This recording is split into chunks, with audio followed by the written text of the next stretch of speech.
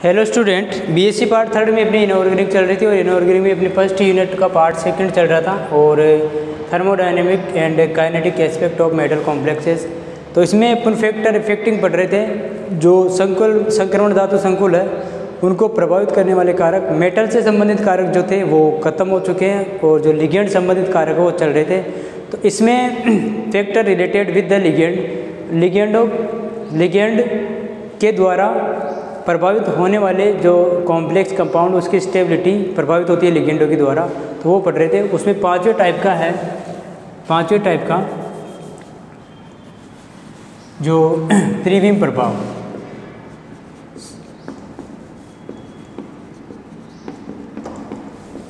यानी कि stereo effect, यानी कि दाता परमाणु के साथ या फिर ये कह सकते हैं कि दाता परमाणु के पास बड़ा ग्रुप जुड़ा हुआ हो तो त्रिविम बाधा उत्पन्न होती है और जिससे किसी भी संकुल के स्थायित्व का मान क्या हो जाता है, घट जाता है। या यूँ कह सकते हैं कि जिसमें भी log k की वैल्यू कम हो वो कॉम्प्लेक्स कंपाउंड त्रिविम बाधा को उत्पन्न करते हैं और त्रिविम बाधा को उत्पन्न करने के साथ साथ में उनमें कॉम्प्लेक्स की स्टेबिलिटी क्या हो जाती है, डिक्रीज हो जाती है। तो जैसे मान लो कि जैसे 8 हाइड्रोक्सी क्विनोलिन का एग्जाम्पल लें तो इसमें लिख सकते हैं कि दाता परमाणु के पास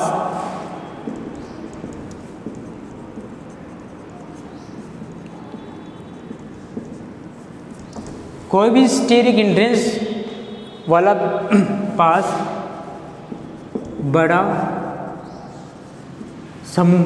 समूह जुड़ा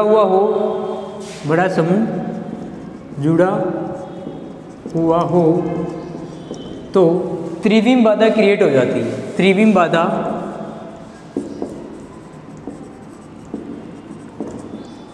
उत्पन्न हो जाती है जिसके कारण संकुलीय कॉम्प्लेक्स की स्टेबिलिटी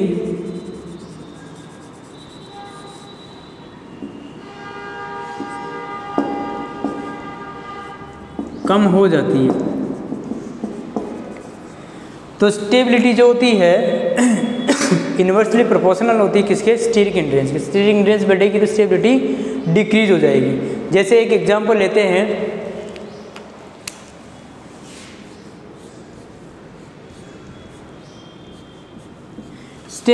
स्टेबिलिटी डिक्रीज होने का रीजन क्या है, इसमें क्या होगा, त्रिविम बाधा उत्पन्न हो जाती है। त्रिविम बाधा जिसमें भी उत्पन्न होगी उसमें सारों में क्या है, कॉम्प्लेक्स की स्टेबिलिटी घट जाती है। इस तरीके से यदि कोई भी कॉम्प्लेक्स कंपाउंड है उसमें त्रिविम बाधा उत्पन्न होगी तो उसके log k का मान भी क्या हो जाएगा, कम हो जाएगा। तो यूँ कह सकते हैं कि log k की वैल्यू बढ़ने के साथ स्टेबिलिटी इंक्रीज होती है और log k का मान घटने में स्टेबिलिटी डिक्रीज होती है। 8 हाइड्रोक्सी क्विनोलिन है ये,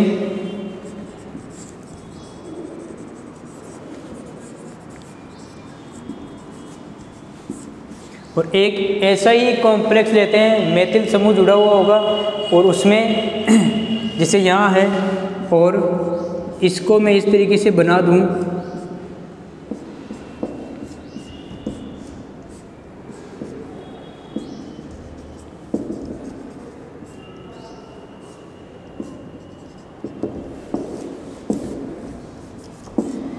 तो क्या है कि ये जो कॉम्प्लेक्स है इसमें आपको पता है कि ये क्या बल्कि ग्रुप जुड़े हुए, बड़े समूह जुड़े हुए, इन समूहों की वजह से यहाँ पे क्या हो जाता है, स्टेरिक हिंड्रेंस डेवलप हो जाती है और इसके log k की वैल्यू क्या हो जाती है, log k = कम हो जाता है, घट जाता है। इसीलिए इनकी स्टेबिलिटी क्या है, कम हो जाती है। जिसमें कॉम्प्लेक्स कंपाउंडों में या संकुलों में यदि कोई स्टेरिक हिंड्रेंस वाला बड़ा समूह जुड़ जाता है तो उसके log k की वैल्यू घट जाती है, या यूँ कह सकते हैं उसमें त्रिविम बाधा उत्पन्न हो जाती है। इसीलिए उन कॉम्प्लेक्सों की स्टेबिलिटी कम हो जाती है, इसलिए ज़्यादा स्टेबल होते हैं और ये कम स्टेबल होते हैं। तो एक तरीके से यूँ कह सकते हैं कि कॉम्प्लेक्स कंपाउंडों में या संकुलों में कोई भी बड़ा समूह आ जाए तो त्रिविम बाधा को उत्पन्न करता है और त्रिविम बाधा उत्पन्न होने के साथ साथ में उस संकुल के स्थायित्व का या धातु संकुल का स्थायित्व क्या हो जाता है, कम हो जाता है। ये जैसे एक एग्जांपल और ले लें, जैसे बेंजीन है ये, और बहुत सारे ले सकते हैं आप ऐसे एग्जांपल,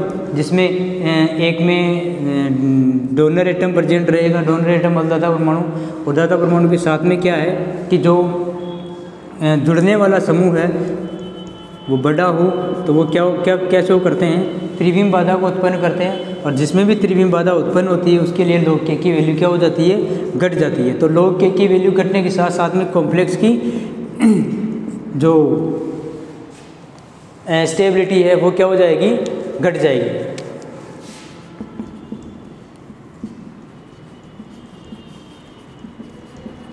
2,2-डाई पीरिडीन है ये, और 2,2-डाई पीरिडीन की स्ट्रक्चर में जैसे ये है, और एक ऐसा का ऐसा ये है,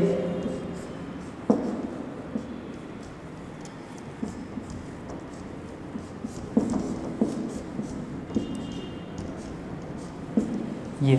अब इसमें क्या है कि जो फंक्शनल जो प्रतिस्थापित समूह है वो, इसको बॉन्ड को ऐसे कर लो, single double double single double, यहाँ कोई एल्किल समूह जुड़ा हुआ, यहाँ कोई एल्किल समूह जुड़ा हुआ है।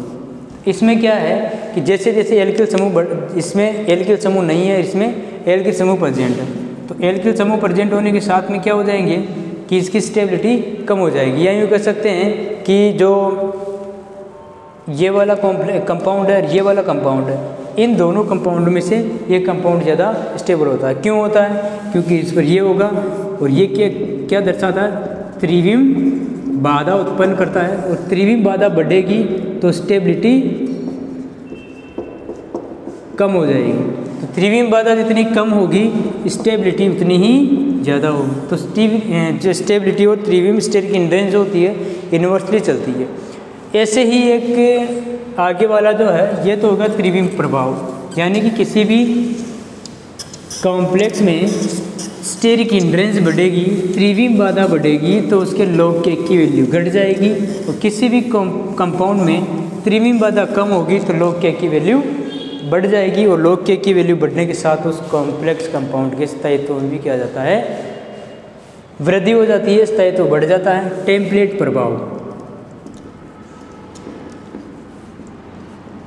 क्या होता है, टेम्पलेट प्रभाव कि जैसे मान लो बेंजो 12 क्राउन 4 कॉम्प्लेक्स है, या फिर यूँ कह सकते हैं कि प्रकृति में जो भी हीमोग्लोबिन या क्लोरोफिल है का निर्माण आदि का निर्माण इस प्रभाव के द्वारा होता है। पेडरसन नामक का एक वैज्ञानिक था, उसने ये बताया था 1967 में कि ईथर के साथ क्षार धातुओं के संकुल का निर्माण करते हैं तो क्राउन ईथर प्राप्त होते हैं। और क्राउन ईथर कैसे होते हैं, चक्रीय होते हैं। इसमें दाता परमाणु के रूप में कौन होता है, ऑक्सीजन होता है। क्राउन ईथर में डोनर एटम कौन सा होता है, ऑक्सीजन उपस्थित रहता है। इस प्रकार के ईथर में बनने वाली जो सतह है वो सतह इसकी क्राउन ईथर वलय कहलाती है, या इसको बोला जाता है क्राउन वलय स्तर बोला जाता है, जिसकी किसी धातु के साथ क्राउन ईथर का संकुल निर्माण क्राउन वलय के आकार पर निर्भर करता है। किसी धातु आयन के साथ जो क्राउन ईथर बनता है, या यूँ कह सकते हैं कि किसी धातु आयन के साथ क्राउन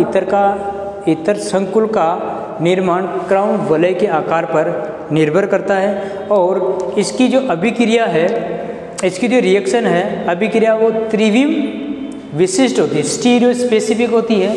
इसीलिए यह प्रभाव जो होता है वो क्या कहलाता है, एक तरीके से टेम्पलेट प्रभाव कहलाता है। उदाहरण की बात करें तो जैसे बेंजो 12 क्राउन 4 है, उसमें वलय छोटी होती है, इसीलिए जैसे जितनी ज़्यादा वलय छोटी होगी उसी के आधार पर उस पर मेटल उस वलय के अंदर फिट होगा, और फिट होने के बाद में उसी के संकुल का निर्माण होता है।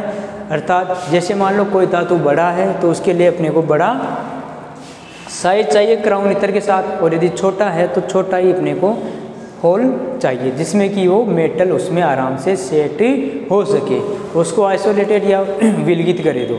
तो जैसे इसमें कैसे लिख सकते हैं कि प्रकृति में हीमोग्लोबिन एवं प्रकृति में पाए जाने वाले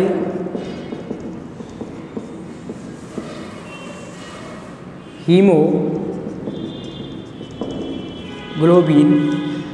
एवं क्लोरोफिल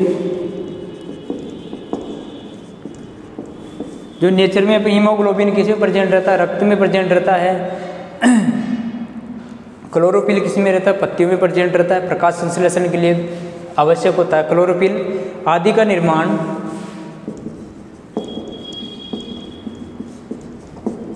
इस इफेक्ट द्वारा ही होता है, इस प्रभाव से ही होता है।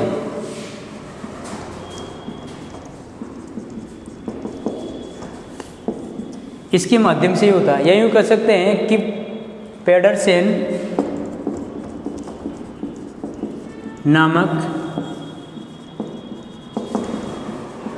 वैज्ञानिक, यानी कि पेडरसन नामक वैज्ञानिक ने 1967 में ईथर के साथ क्षार धातुओं के संकुलों का निर्माण किया। ने ईथर के साथ क्षार धातुएं कौन सी होगी, लिथियम होगी, पोटेशियम होगी, ये सारे क्षार धातुएं फर्स्ट वर्ग का पीरियोडिक टेबल साथ रिएक्शन करवाई। अब इस रिएक्शन करवाई और क्राउन ईथर को प्राप्त किया। यह ईथर साइक्लिक होते हैं, यानी कि चक्रीय होते हैं। तो पेडरसन ने क्या किया, इस प्रकार के क्षारों के साथ ऐसे में रिएक्शन करवाई और ये प्राप्त किया कि जो भी प्राप्त होता है वो किस कंडीशन में आता है, साइक्लिक कंडीशन में आता है। इसमें दाता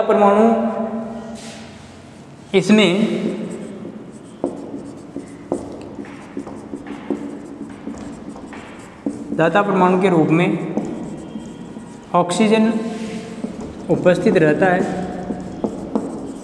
अब डोनर एटम कौन रहेगा, ऑक्सीजन उपस्थित रहता है। इस प्रकार ईथर का संकुल निर्माण उपस्थित रहता है और इस प्रकार संकुल का निर्माण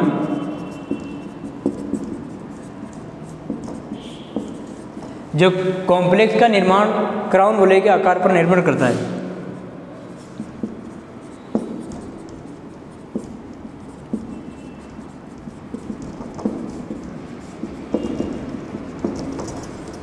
कहने का मतलब क्या हुआ कि प्रकृति में पाए जाने वाले हीमोग्लोबिन, क्लोरोफिल आदि का निर्माण इससे ही होता है। पेडरसन नामक वैज्ञानिक ने ईथर के साथ क्षार की अभिक्रिया करवाई और यह ईथर, प्राप्त ईथर या ऐसे ईथर साइक्लिक चक्रीय होते हैं। इसमें दाता परमाणु के रूप में ऑक्सीजन उपस्थित रहता है और इस प्रकार संकुल का निर्माण क्राउन वलय के आकार पर निर्भर करता है।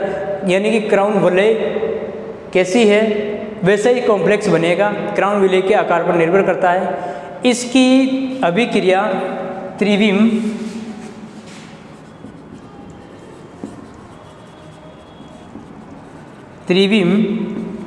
विशिष्ट होती है। त्रिविम या स्टीरियो स्पेसिफिक होती है। यह प्रभाव ही टेम्पलेट प्रभाव कहलाता है।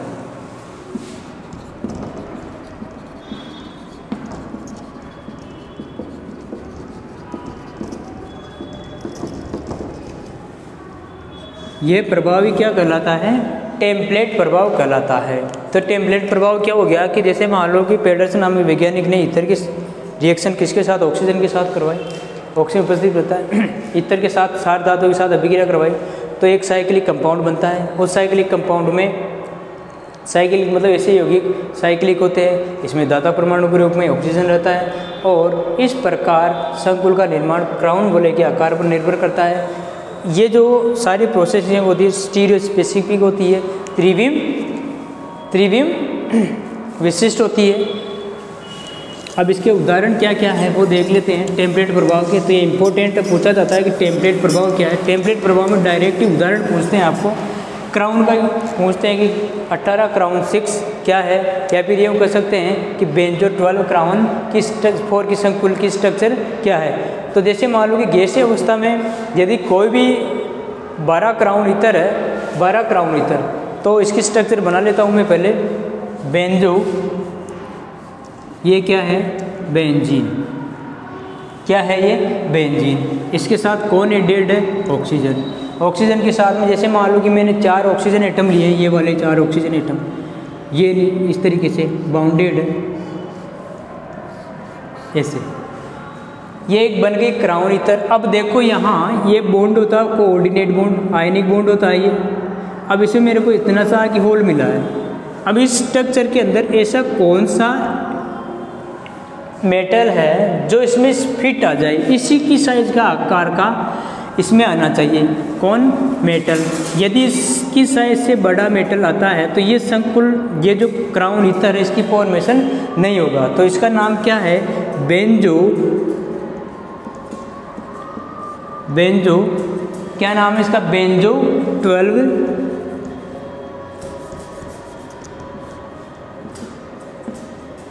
12 यानी बेंजो 12 क्राउन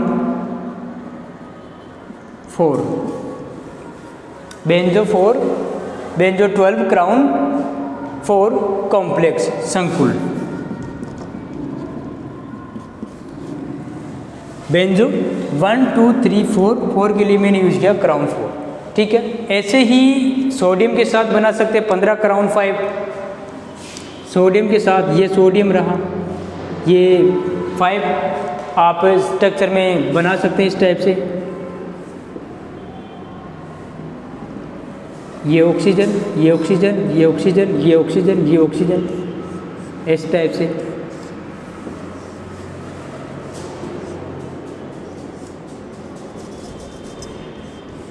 ये वाले, तो ये जो होल है या फिर ये जो रिंग की स्ट्रक्चर है इसमें यही आएगा आकार में। ऐसा नहीं कि लिथियम को आप यहाँ रख दो, ठीक है। तो विशिष्ट प्रकार की जो इसकी गैसीय स्टेट होगी, उस गैसीय स्टेट के अंदर जो भी मेटल आएगा वो इसी के साइज का आएगा। बाकी अन्य साइज के आकार को आप इसमें सेट करोगे तो वो नहीं आएगा। तो 15 क्या है? ये क्राउन 5।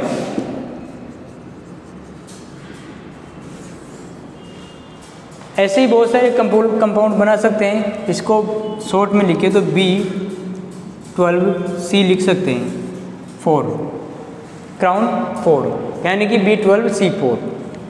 एक और इसका एग्जाम्पल है जो पूछा जाता है एग्ज़ाम के अंदर, काफ़ी मोस्ट एग्जाम्पल है वो क्राउन पोटेशियम का। इसमें मैंने पोटेशियम लिया है। क्या लिया है? पोटेशियम। अब पोटेशियम लिया है तो इसके साथ में क्या है, 6 तरीके से इस पर क्या जोड़ूंगा? ऑक्सीजन, इस तरीके से।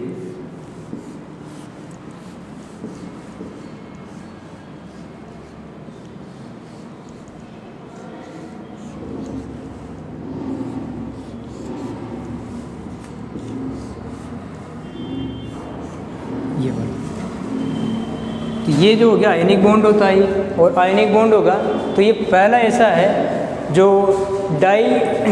अब इस पर मैं बेंजीन भी जोड़ सकता हूँ, इधर ऐसे जोड़ लो बेंजीन। बेंजीन नहीं जोड़ो और दूसरा भी जोड़ सकते हैं। तो डाई बेंजो 18 क्राउन 6 है ये। Dibenzo 18 crown 6।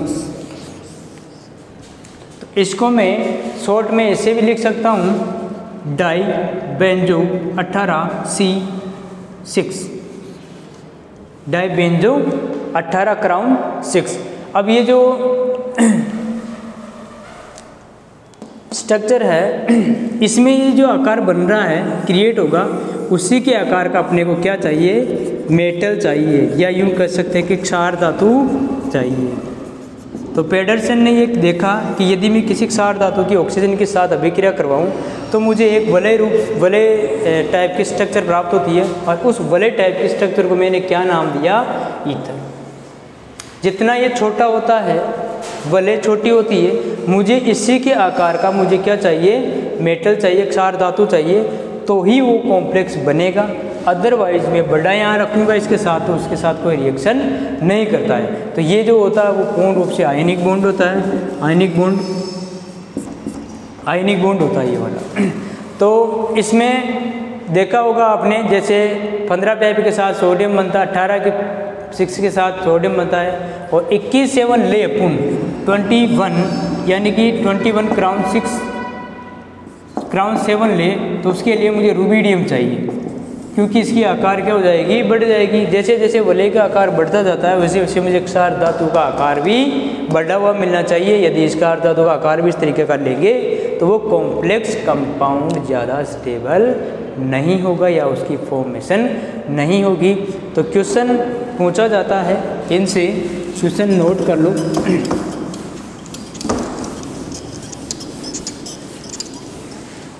टेम्पलेट प्रभाव क्या है?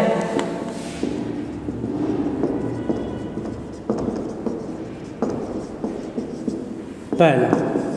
दूसरा यह है कि जो केंद्रीय धातु आयन है उसके स्थायित्व को प्रभावित करने वाले कारक कौन कौन से हैं?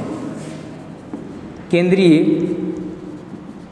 या यूँ कह सकते हैं कि संकुलों में उपस्थित केंद्रीय धातु आयन है। केंद्रीय धातु आयन की प्रकृति जो संकुल है उनको किस तरीके से प्रभाव करती है? केंद्रीय धातु आयन की जगह मैं लिगेंड लिख सकता हूँ। लिगेंड की जो नेचर होती है वो कॉम्प्लेक्स को कैसे प्रभावित करती है, कैसे प्रभावित करती है। तो ये भी आपको पता होना चाहिए कि कोई भी कॉम्प्लेक्स जो होता है वो दोनों ही चीज़ों से प्रभावित होता है। मेटल की नेचर कैसी है या फिर उसकी प्रकृति कैसी है, या यूँ कह सकते हैं कि लिगेंड कैसा है, उसका बिहेवियर कॉम्प्लेक्स के साथ, मेटल के साथ कैसा है। ये सारे ही गुणधर्म हैं जो आपको इसमें देने हैं। बाकी टेम्पलेट प्रभाव क्या है? 18 क्राउन 6 ईथर की स्ट्रक्चर क्या है, या 12 क्राउन ईथर 4 की स्ट्रक्चर क्या है। ये स्ट्रक्चर वेरी इंपॉर्टेंट है जो एग्जाम में पूछी जाती है। तो आज के इस लेक्चर्स में बस मैं इतना ही पढ़ाऊँगा और कल इसी के बारे में 1-2 पॉइंट और उसके बारे में चर्चा करेंगे। Thank you so much, have a nice day.